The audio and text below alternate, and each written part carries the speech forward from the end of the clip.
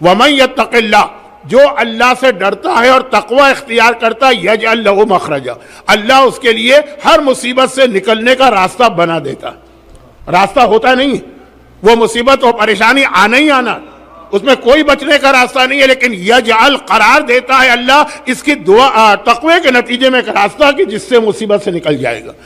اب آپ میں سے اکثر لوگ گلف میں ایک طویل عرصہ گزار کے آئے ہیں، مخرج تو آپ نے وہاں دیکھا ہی کہ جب آپ ہائی وے پہ جا رہے ہیں اور وہاں سے نکلنا ہے تو ایگزٹ جس کو انگریزی میں کہتے ہیں اس کو وہاں مخرج کہتے ہیں. تو اللہ ایک ایگزٹ بنا دے گا، ایک ایسا راستہ بنا دے گا اگر تقوی ہے تمہارے پاس. اس کے بعد آیت، اب تیسری آیت، وَيَرْزُقْهُ مِنْ حَيْثُ لَا يَحْتَسِبُ، اور تمہیں رزق عطا کرے گا ایسی جگہ سے تم سوچ بھی نہیں سکتے تھے کہ وہاں سے بھی رزق مل سکتا ہے، تمہارا گمان بھی نہیں ہوگا. اچھا اب اس رزق کے اندر وہ پورا فلسفہ آ جاتا ہے کہ رزق کسے کہتے ہیں. یقیناً ہمارے اور آپ کے ذہن میں تو آتا ہے جو ہمارے گھر کا خرچہ چلانے کے لیے دولت ہے، لیکن کبھی اللہم ارزقنی زیارت الحسین، زیارت حسین کو بھی رزق کہا گیا، کبھی اولاد کو بھی رزق کہا گیا. یہاں پر ہے کہ اللہ رزق دیتا ہے، یعنی اللہ تمہاری ہر حاجت کو پورا کرے گا اور ایسے طریقے سے کہ تم سوچ بھی نہیں سکتے ہو کہ یہاں سے بھی میرا مسئلہ حل ہوگا. وہ آدمی حل نہیں کر رہا، وہ اللہ حل کر رہا. یجعل لہ مخرجا. میں کھل کے زیادہ ایک جملہ کہنا نہیں چاہتا ہوں جس علاقے میں بیٹھا ہوں، لیکن بہت سے لوگ کہتے ہیں کہ مولانا ہمیں کسی مسلمان حکمران نے تو وہ سہولتیں نہیں دی. یرزق من حیث لا یحتسب، اللہ ہے، یہ اللہ ہے جو ذریعہ اور سبب بنا دیتا ہے ایسے ایسے لوگوں کو کہ جو کبھی آپ کی طرف توجہ بھی نہیں دیتے. وَمَن يَتَوَكَّلْ عَلَى اللَّهِ، اور قرآن ایک اصول بتا رہا ہے جو اللہ پہ بھروسہ کر لے گا فَهُوَ حَسْبُهُ، اللہ اس کے لیے کافی. پھر اسے کسی کے دروازے پہ جانے اور کسی کے آگے ہاتھ پھیلانے کی ضرورت نہیں. دعا کے لیے کوشش اپنی جگہ ہے لیکن بھروسہ صرف اللہ. ان اللہ بالغ امرہ، جب اللہ کسی کام کا ارادہ کر لیتا اللہ اس کو پورا کر کے رہتا. ساری کائنات ایک طرف ہو جائے کہ آپ کو رزق نہیں پہنچنے دینا ہے اور اللہ نے کہا کہ میں تو دوں گا. ان اللہ بالغ امرہ وقد جعل اللہ، بہت اہم یہ آخر آیت مکمل، وقد جعل اللہ لکل شیء قدرا. ہاں مگر اللہ نے ہر چیز کے لیے ایک وقت رکھا. ہو سکتا ہے کہ آپ کوئی دعا 20 سال سے مانگ رہے ہیں اور پوری نہ ہوئی ہو. امام نے 20 سال کا لفظ استعمال کیا اس لیے میں نے یہ جملہ کہا. راوی نے کہا مولا میں ایک طویل عرصے سے دعا مانگ رہا ہوں، دعا قبول ہی نہیں ہو رہی. پھر آدمی جب زیادہ عرصہ گزر گیا تو ٹھنڈا پڑنے لگتا، وہ جوش نہیں رہتا، وہ دعا میں کنسنٹریشن نہیں رہتا. امام نے کہا تم کیا ہو؟ موسیٰ اللہ کے معصوم نمائندے ہیں نا، 20 سال دعا مانگی کہ فرعون کے خلاف ان کو کامیابی ملے، تب اللہ نے ان کو کامیابی عطا کی. دعا مانگی تو خدا نے کہا میں نے تمہاری دعا قبول کر لی اسی وقت. نتیجہ آنے میں کتنا ٹائم لگا؟ 20 سال.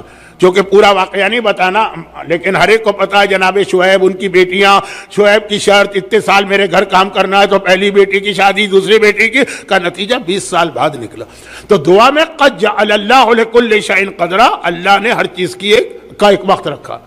لیکن مایوس کبھی نہ ہو، دعا پہ دعا مانگو اور ایسے ایسے ناممکن کام. مثلا ملک یمن کا ایک مشہور واقعہ وہ یہ ہے کہ یمن کے بادشاہ کے پاس دنیا کا ایک بڑا قیمتی موتی آئے. شہید دستغیب شیرازی نے اپنی کتاب میں یہ واقعہ کوٹ کیا. مختلف بادشاہوں کے نمائندوں کو بلا بلا کے بطور فخر یہ موتی دکھایا جاتا ہے. یہ گویا اس مملکت کی ناک ہو گئی، اور اس کی حفاظت کے خیال سے یہ چیزیں رکھی جاتی ہے خزانے میں.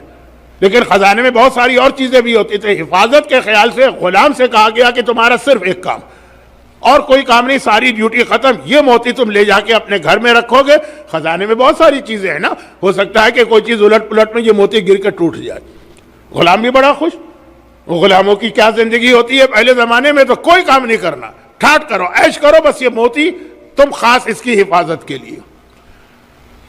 تو اب یہ کہ ٹھیک ہے، اور ہر 6 مہینے 8 مہینے کے بعد کوئی نہ کوئی بادشاہ کا نمائندہ آتا ہے. ٹریولنگ اتنی آسان تو نہیں تھی نا پرانے زمانے میں، اور اس کو یہ غلام کو بلایا جاتا ہے، وہ بڑی احتیاط سے موتی لے جاتا ہے، واپس لے آتا ہے. ایک دن اسی طرح واپس لایا، اب چھوٹے بچے کی نگاہ پڑ گئی اس موتی پر. اب بچہ تو بچہ ہوتا ہے، ضد پر آ جائے. ہندی میں ہے نا کہ 3 ضدیں بہت مشہور، ایک بادشاہ کی، ایک عورت کی یعنی بیوی کی، اور ایک بچے کی. تو بالغ تو اب ایک مرتبہ بچے نے موتی دیکھا، وہ مچل گیا کہ مجھے دو، مجھے دیکھنا. سب اس کو بہلا بہلا کے پھسلا کے تھک گئے، لیکن بچہ ہے، ضد پہ آیا ہوا. آخر گھر والوں نے کہا، غلام کی ماں نے کہا کہ بھائی ایک منٹ کے لیے دے دو نا، ہم سب یہاں کھڑے ہوئے ہیں سامنے. دل تو نہیں چاہ رہا تھا لیکن پریشر پڑا عورتوں کا، تو اس نے ایک مرتبہ موتی بچے کے ہاتھ میں دیا، بچے نے لیا اور بس جو نہ ہونے والا واقعہ ہو گیا کہ ایک دم اس کے ہاتھ سے پھسل کے زمین پہ گرا اور 2 ٹکڑے ہو گئے. اب یہ 2 ٹکڑے نہیں ہوا، یہ غلام گیا، مر گیا، بے موت مر گیا. اب اسے یہ پتا ہے نا کہ یہ اتنا قیمتی موتی تھا، یہ ٹوٹ گیا جو بادشاہ کے لیے ایک پرائیڈ اور فخر تھا. جب کوئی نیا مہمان آئے گا اور یہ موتی منگوایا جائے گا اور میں نہیں لا سکوں گا یا ٹوٹا ہوا موتی، تو گیا میں، خالی میں ہی نہیں، پرانے زمانے کے بادشاہ، زن بچہ کو لو پلوایا جاتا تھا، تمہاری ساری فیملی، تمہاری ساری اولاد، تمہارے گھر کی ساری عورتیں. یہ اردو کا ایک محاورہ ہے نا کہ زن بچہ کو لو پلوا، جیسے پوری فیملی کا خاتمہ. لیکن اب کیا کریں، بہت پریشان. بہت ہی قریبی ایک دوست نے دیکھا کہ چند دنوں سے بہت پریشان. ایک مرتبہ اس سے کہا کہ میں جب دیکھ رہا ہوں کہ اب تمہیں کسی کام میں تمہارا دل ہی نہیں لگ رہا، کسی ایکٹیویٹی میں تم حصہ ہی نہیں لے رہے ہو، کچھ بتانا بھی نہیں چاہتا ہے کہ ابھی تو کسی کو نہیں معلوم، ایسا نہ ہو کہ میں نے بتایا خبر پھیل گئی تو جو 6 مہینے بعد موت آنے والی ہے وہ آج آ جائے. لیکن بہت قریبی دوست تھا، محبت کرتا تھا، بہت پریشر ڈالا تو کہا کہ یہ ہو گئے. اس دوست نے کہا گھبراؤ نہیں، معصوم کی حدیث نقل کی کہ یہ آیت پڑھو، بڑی سے بڑی پریشانی سے خدا کہتا ہے یجعل لہ مخرجا، ہم تمہارے لیے ایک اسپیشل راستہ بنائیں گے پریشانی سے بچنے کا. یہ آیت پڑھو. امام نے کہا روزانہ فجر کی نماز کے بعد، ایک روایت میں 3 مرتبہ، ایک میں 7 مرتبہ، جب کوئی بہت مشکل پیش آئے. وہ ہنس دیا. کہا کہ اور کوئی چیز ہوتی تو سمجھ میں آتا، مثلا بیمار تھا آیت پڑھتا صحت مل جاتی، جاب نہیں تھا آیت پڑھتا جاب مل جاتا، اولاد نہیں تھی آیت پڑھتا اولاد. ٹوٹا ہوا موتی آیت کی وجہ سے کیسے جڑ جائے گا؟ یہ آیت ہے نا، کوئی گلو تو ہے نہیں، اور گلو بھی ہو تو موتی تو ایک بار گیا تو گیا. کہا لیکن کوئی نقصان ہے آیت کو پڑھنے میں؟ کہا نقصان تو نہیں ہے. تو کہا کچھ اور نہیں ہے، اور تو کوئی راستہ نہیں ہے تمہارے پاس؟ شروع کر دے. ابھی 1-2 مہینے گزرے تھے کہ بادشاہ کا میسج آ گیا کہ آپ میرے محل میں آؤ، موتی کے مسئلے پر بات کرنا ہے. اب تو جان ہی نکل گئی، موتی کے مسئلے پہ بات کرنا ہے. پہلے تھا محل میں آؤ تو ہو سکتا ہے کوئی اور مسئلہ ڈسکس ہو، لیکن بتا بھی دیا ایجنڈے پہ. یہ دل میں کہا خدا بندہ میں نے آیت شروع کی تھی، ابھی 1 مہینہ بھی نہیں ہوا، اور وہ موت جو عموماً 6 مہینے بعد آتی وہ 1 مہینے کے بعد ہی آنے لگی.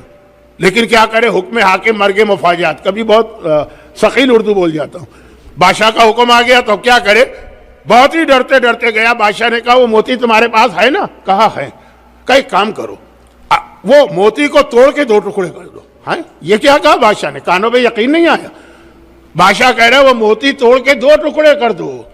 تو آلریڈی اس کے 2 ٹکڑے ہو چکے تھے، لیکن بادشاہ یہ کہہ رہا. گھبرا کے پوچھا کہ اب ذرا سا کچھ پرانی داستانوں کا رنگ آ رہا ہے جہاں پناہ، آخر میں نے جو سنا صحیح سنا؟ کہا ہاں.